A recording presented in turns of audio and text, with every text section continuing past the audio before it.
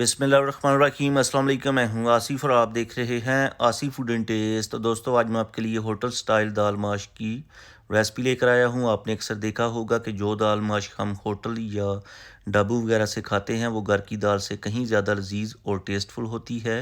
कौन से वो ऐसे सीक्रेट मसाले यूज़ करते हैं या फिर उनका पकाने का ऐसा कौन सा तरीका है जिससे उनकी दाल घर की बनी हुई दाल से कहीं ज़्यादा जायकेदार, खुशबूदार और लजीज होती है। आज वही दाल सेम उसी तरीके से आपको घर पे बनाना बताएंगे। वीडियो को स्किप ना कीजिएगा, एंड तक देखिएगा ताकि आपको रेसिपी की मुकम्मल समझ आ जाए। तो बिस्मिल्लाहिर्रहमानिर्रहीम। सबसे पहले पैन में ऐड करेंगे हाफ कप कुकिंग ऑयल। साथ ही हम इसमें ऐड करेंगे कुछ खड़े मसाले, जिसमें 2 छोटी इलायची, 3 लौंग, 1 दालचीनी का टुकड़ा और 10 से 12 दाने साबुत काली मिर्च के, 1 टीस्पून साबुत ज़ीरा और खुश्क जो रेड चिली होती है वो ऐड करेंगे 4 अदद।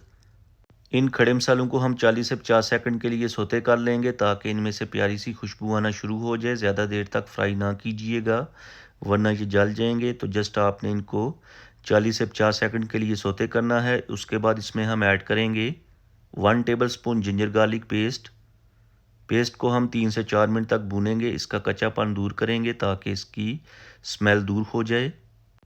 पेस्ट की 3 मिनट तक बुनाई करने के बाद इसमें हम ऐड करेंगे 2 मीडियम साइज़ ग्रेट किए हुए प्याज। अब इन प्याज को हम मीडियम टू हाई फ्लेम के ऊपर 7 से 8 मिनट तक अच्छे तरीके से कुक करेंगे। दोस्तों, आज की हमारी रेसिपी बहुत ही मज़ेदार और स्पेशल बनने वाली है। आप इस रेसिपी को मुकम्मल देखिएगा और अगर आपको मेरी आज की वीडियो अच्छी लगे तो लाइक ज़रूर कीजिएगा। तो यहाँ पर हमने प्याज की अच्छी तरह से लाइट ब्राउन होने तक बुनाई कंप्लीट कर ली है। अब इसमें ऐड करेंगे टमाटर का पेस्ट। 3 हमने टमाटर लिए थे जिनको हमने अच्छी तरह से ग्राइंड करके पेस्ट तैयार कर लिया था। अब इस पेस्ट की हम मीडियम टू हाई फ्लेम के ऊपर ऑयल सेपरेट होने तक बुनाई करेंगे। तो चलें जी, टमाटर के पेस्ट की हमने अच्छी तरह से बुनाई कंप्लीट कर ली है, ऑयल भी सेपरेट हो गया है। इस टाइम पे आके इसमें हम ऐड करेंगे कुछ स्पाइसेस, जिसमें 1 टीस्पून नमक टेस्ट के according, 1 teaspoon red chilli powder, 1 teaspoon धनिया पाउडर, 1 टीस्पून ज़ीरा पाउडर और 1/4 टीस्पून हल्दी पाउडर ऐड करने के बाद इन मसालों को हम मीडियम टू हाई फ्लेम के ऊपर 3 से 4 मिनट तक कुक करेंगे। दोस्तों, इसी दौरान चैनल पे नए हैं तो प्लीज़ चैनल को सब्सक्राइब कर लें। इससे हमारी हौसला अफजाई होती है, हमें मोटिवेशन मिलता है कि आपको हमारा जो काम है पसंद आता है।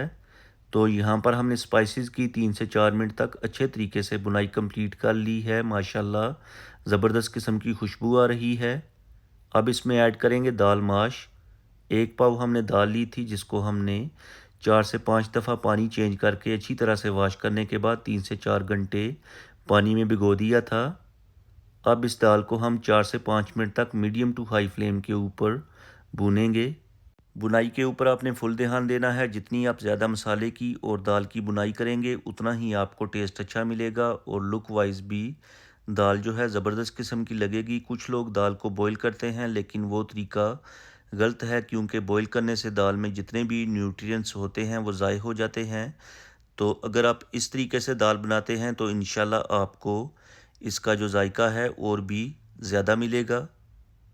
तो यहाँ पर हमने दाल की बुनाई कंप्लीट कर ली है। अब इसमें ऐड करेंगे 1 गिलास पानी और ऊपर से कवर करके मीडियम फ्लेम के ऊपर 15 मिनट के लिए दाल को टेंडर होने के लिए छोड़ देंगे। तो यहाँ पर 15 मिनट के बाद फ्लेम को हाई कर लेंगे और अब आपकी मर्ज़ी है कि आपने इसे मज़ीद ड्राई करना है या इसी फार्म में रखना है। तो ये देखें, दाल जो है ये भी अच्छे तरीके से टेंडर हो गई है। अब इसको हम मज़ीद 2 मिनट तक भूनेंगे और 2 मिनट तक भूनने के बाद इसमें हम ऐड करेंगे 2 से 3 टेबलस्पून बारीक कटा हुआ हरा धनिया, ज़बरदस्त खुशबू और फ्लेवर लेके आएगा। 5 से 6 ग्रीन चिलीज़ और जूलियन कट जिंजर ऐड करेंगे। 1 मिनट के लिए इन्हें भी हम कुक करेंगे और 1 मिनट तक कुक करने के बाद एंड पे जाके 1 टीस्पून मिक्स गरम मसाला, हाफ़ टी स्पून कुटी हुई काली मिर्च और हाफ़ लेमन का रस इसके ऊपर निचोड़ लेंगे, जो ज़बरदस्त टेस्ट और खुशबू देगा। तो चलें जी दोस्तों, फाइनली हमारी रेसिपी तैयार हो चुकी है। करते हैं डिश आउट और उसके बाद आपको दिखाते हैं फाइनल लुक। आई होप कि आपको आज की रेसिपी पसंद आई होगी। आप भी इस दाल माश की रेसिपी को ज़रूर ट्राई कीजिएगा और यकीन करें अगर आप मेरी रेसिपी को एज़ इट इज़ फॉलो करके दाल माश तैयार करते हैं तो ये गोश्त से भी कहीं ज़्यादा टेस्टफुल और मज़ेदार होगी। और अगर आपने आज कुछ भी अच्छा सीखा है तो वीडियो को लाइक और शेयर कर दें। चैनल पे नए हैं तो प्लीज़ चैनल को सब्सक्राइब कर लें ताकि आपको मेरी नई नई वीडियोस और फूड आइडियाज़ देखने को मिले। अब मैं आपसे इजाज़त चाहूँगा, अगली वीडियो तक दुआओं में याद रखिएगा। अल्लाह हाफिज़।